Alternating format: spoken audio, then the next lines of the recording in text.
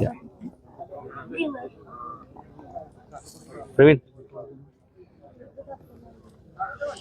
पकड इकडे जवळ. नमस्ते संकेत ना. आलंच एक मिनिट. हा मित्रांनो, आता आम्ही त्या साईटवरती आहोत ज्या ठिकाणी हे विमान पडलेलं आहे. आणि तुम्हाला दिसत असेल की पाठीमागे पंखा आहे. पंखा दिसतोय. इकडे प्लेनचे टर्बाईन्स आहेत, विंग्स आहेत. विंग्स इकडे पडलेत आणि धावपट्टीच्या जस्ट थोडंसंच खाली हा भाग आहे. आणि या घटनास्थळापासून अत्यंत जवळ असणारी व्यक्ती आता माझ्यासोबत कॅमेऱ्यामध्ये. तुमचं नाव सांगा. आणि माझं नाव जयदीप जाधव. हा, माझं शेजारी क्षेत्र आहे इथं. हा, आमच्या आई बाहेर भांडी घासत होती. भांडी घासत असता ती बाहेर म्हणले, अरे विमान खाली आले किंवा विमान पडलंय, म्हणजे पडायला लागले किंवा पडलंय. हा. वरतून विमान येत होतं आणि अचानक खाली पडले आणि त्याचा त्यावेळी blast झाला. 9:15 वाजले होते. धुकं होतं का? 8:41 आसपास. 8:41 धुकं म्हणजे होतं का? 38 ते 41 ह्या पिरियडला अजिबात पूर्ण दिसत होतं ना स्पष्ट? पूर्ण दिसत होतं. पूर्ण दिसत होतं. मग पहिल्याच प्रयत्नात विमान खाली पडलं काय? पहिल्याच प्रयत्नात ना? म्हणजे आम्ही ज्यावेळेस खाली आलो ना त्यावेळेस आमच्या लक्षात आलं ना ते विमान वेगळे आणि पायलटचे विमान वेगळे. म्हणजे ते विमान पायलटचे वेगळे आणि हे वेगळे. हे असल्यामुळे आमच्या लक्षात आलं कोणतरी व्हीआयपी गेस्ट आहे म्हणून. ओके. आमच्या भावाची मंडळी ती पण म्हणली, अहो दाजी विमान पडलं, म्हणजे आज खूप मोठ्या जोरात ओरडलं. ती बाहेर झाडत होती. ओके. आम्ही 2 मिनिटात, मला रस्ता माहित असल्यामुळे एका मिनिटात मी इथं आलो. मी ज्यावेळेस आलो त्यावेळेस किरण साईड बघू दे ना. तुम्हाला कॅमेऱ्यात बघण्यात काय इंटरेस्ट आहे पब्लिकला?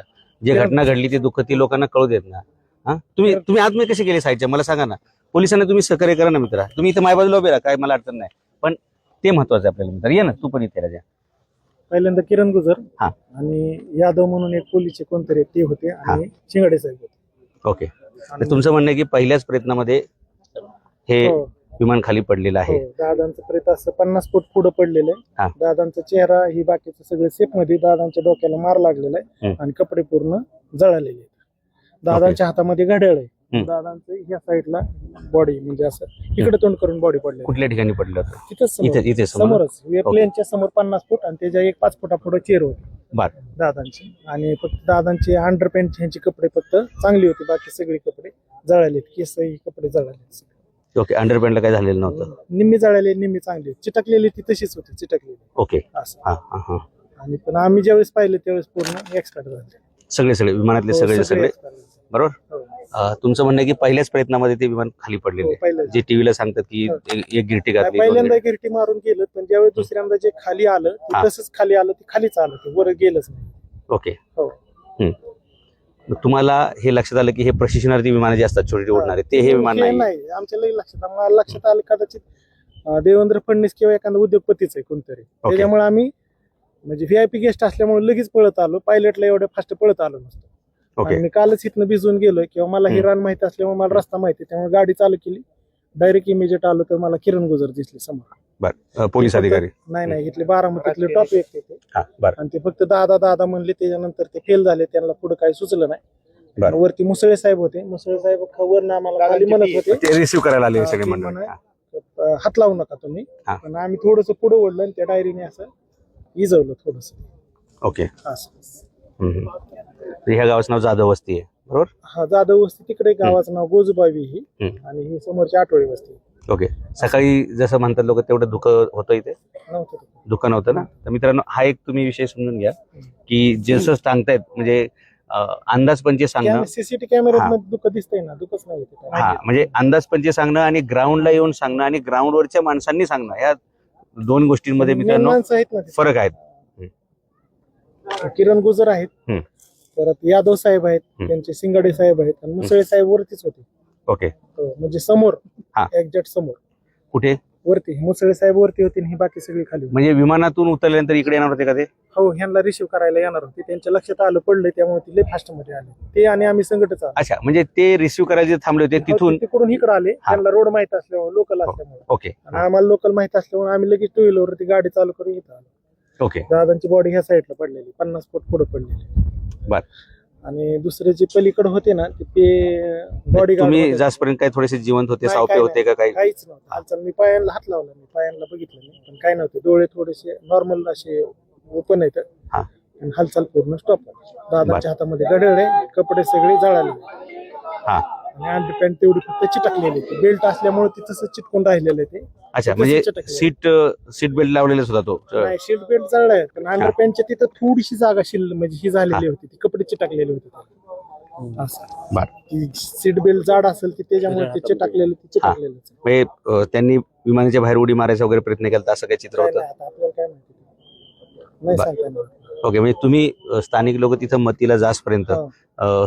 त्यातलं कोणी नाही, कोणी तिथं नव्हतं. सगळे जिवंत expert नव्हतं? सगळे expert. ओके. दादाची बॉडी फक्त सेफ मध्ये, दादाच्या डोक्याला लागलेले आणि बाकी सगळे सेफ मध्ये. हा. ओके. साधारण किती मिनिटांमध्ये बाकी पोलीस, ॲम्ब्युलन्स? 10-15 मिनिटं चालते. ॲम्ब्युलन्स आली पण त्याचं काय झालं, वरती असल्यामुळे पाणी मारता येणार, ते अंतर डिफरन्स जास्त आला. हा. रस्ता परत यांना बदलून यायला 15-20 मिनिटं गेली असं. तो पण आम्ही बादलीने पाणी आणलं पण ती बादलीने पाणी खूप कमी होतं, तर त्याचा काय उपयोग नव्हता, तो पण एक्सपायर झाला. बर. विमान पडल्यानंतर स्फोट झाला का हवेत स्फोट झाला? नाही, विमान पडल्यानंतर स्फोट झाला. किती वेळा स्फोट झाले त्याचे? मोठा पहिल्यांदा झाला आणि आम्ही आत तिथे समोर असताना ते छोटे झाले, एकदम छोटे. ओके. एकदम छोटे. म्हणजे पडल्या पडल्या ते ब्लास्ट झालं? ब्लास्ट झाले आणि आम्हाला भीती वाटत होती की त्याचे काय टँक असतील फुटतील का, पण यादव साहेबांना आम्ही तरी पुढे विमान असं उतरताना डायरेक्ट खाली पडलं का असं तिरकं झालं? जसं तिरकं आलंय तसंच पडलं. ओके. कॅमेऱ्यात दिसतंय ना, ते असं तिरकं आलंय ते तसंच पडलं. आम्हाला वाटलं ताराला गुतल पण ताराला गुतलेलं नाही ते. ओके. नाही गुतलं. आणि जर कदाचित उसाच्या शेताकडे वगैरे गेला असतं तर कदाचित तो स्फोट नसता झाला आणि स्फोट नसता किंवा झाडावर पडली असते, वाचू शकली असते. इथं काय हार्ड जागा आहे एकदम. तिथं जर गेलं ना, एखाद्या खडकाला धडकलं का ते खडकच आहे, जो पंखा आहे तो? खडकच आहे. आणि असली मोठी झाड ती जळाली. कुठले झाड जळाले? असली झाड जळाली. अच्छा, तिथली. हा, जिथं झाडं ती होती. घटना घडली तिथे तुम्ही सगळे मध्ये थांबून काय करणार आहे? तुम्हाला बघायला कोण इंटरेस्ट आहे? लिंबूची झाडं बघितली तुमच्या लक्षात येईल त्याची हाय किती लांब गेली.